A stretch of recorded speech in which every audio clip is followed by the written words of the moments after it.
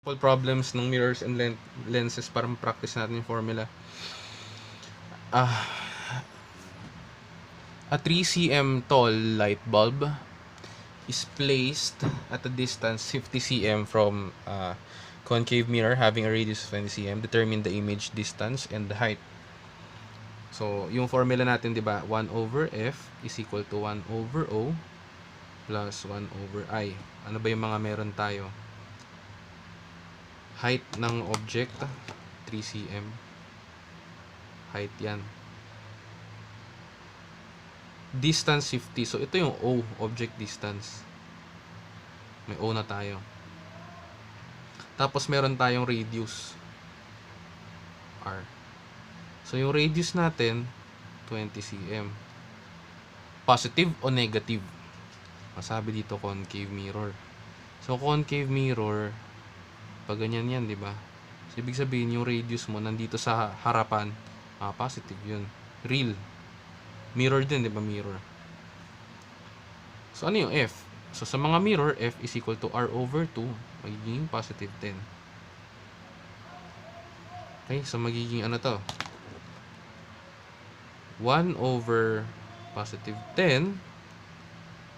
1 over positive 50. Object O is always positive. Plus 1 over I. Okay, I.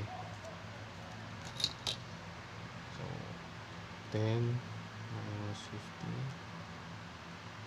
I is equal to positive 12.5 cm. Okay. So, ibig sabihin ng positive, real image. Magnification is equal to negative I over O.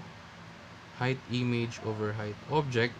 Negative 12.5 over 50 is equal to H image over 3 cm. So, kuha natin yung height image ngayon. Negative 12.5 divided 50 times 3. Negative 0.75 cm. Yung negative sign ng height, yun yung nagsasabi na inverted ka. Okay. Actually, no, so sana umabot man kayo sa video na to. Hindi ko nabanggit sa past video na kapag upright, automatic virtual. Pag inverted, automatic real.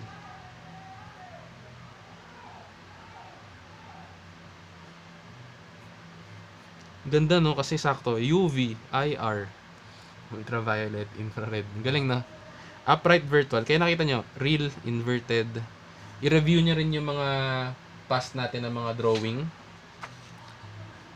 Kapag upright virtual, kapag inverted real. Okay, isa pa. Okay, another example. A thin lens is made from glass with index 1.5. It has a convex face with 25 cm radius of curvature and concave face with 35 cm radius of curvature. So, meron tayong R1 25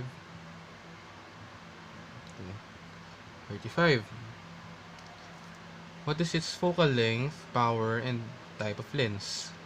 So, ano to?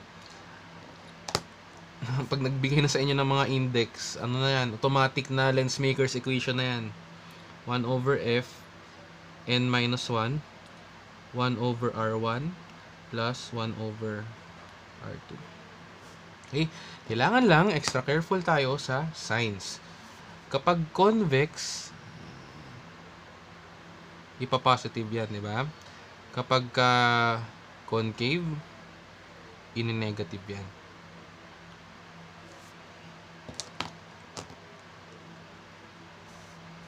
So, substitute 1 over F is equal to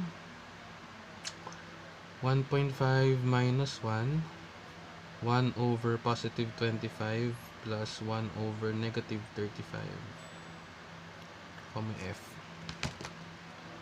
Okay, 25 inverse plus negative 35 inverse times 0.5 positive 175.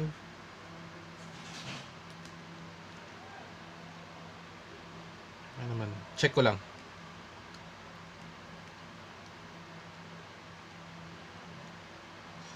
Okay, so positive 175 nga.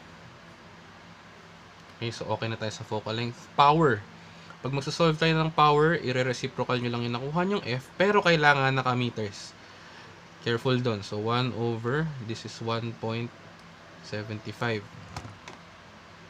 So, 1.75 invert. 7 over 4 or 0.57 diopters. Type of lens. Since nakita nyo na dito, class, na positive siya, ano yun? Converging. Diba? Tapos, may isang convex, may isang concave. Ano ba yun? Pag isang concave, isang convex, meniscus yun. Converging, meniscus. Okay. So, tapos na tayo sa physics. Yung ibang schools kasi may physics 3, no? Na electromagnetism. And we'll discuss that separately. Medyo confusing siya. Tapos medyo related na rin siya sa electronics. So, hiwalay natin siya. Ito muna yung sa physics natin. And, ayun. Yung next namin na i-upload dito, hopefully, is thermodynamics. So, para tuloy-tuloy tayo sa GEAS. And, ayun lang. Sana marami kayo natutunan so far. Subscribe kayo. Tapos share nyo rin. Thank you.